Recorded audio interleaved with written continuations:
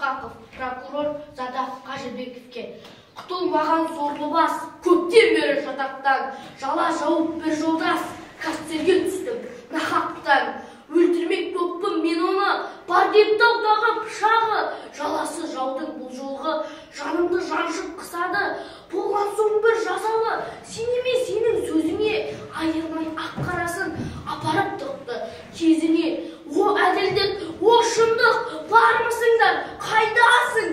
Мыналары не сұмдық, қақсаңшы қастық найзасын, өлтірмек түгіл адамды, көргем жоқ тауық бауыздап, жапсаңшы жөндеп жалаңды, тұрған соң ақмақ ауызға, ызадан жүрек тесіліп, отырем ғой мен ашынып, түрменің темір есігі кенеттен кетті ашылып.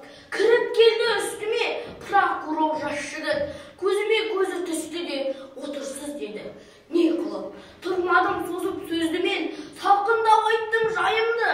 Прокурордан күтпегем, нансаңыз достар, қайырды, жарайды, жақсы деді де кетіп қалды, қоштасып. Соңынан бастық келді де оқыды қаулы, папкашып. Ихсанов кім? Сізсіз бе?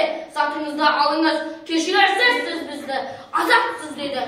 Барыңыз, азаттық деген лебізді естігенде жаутаңдап, аяққа іліп кебісті жөнеле бердім. Томпаңдап, прокурорды орынға саным жемілдей таттайтын, бар екен сөйтсем оның да адамды кезі.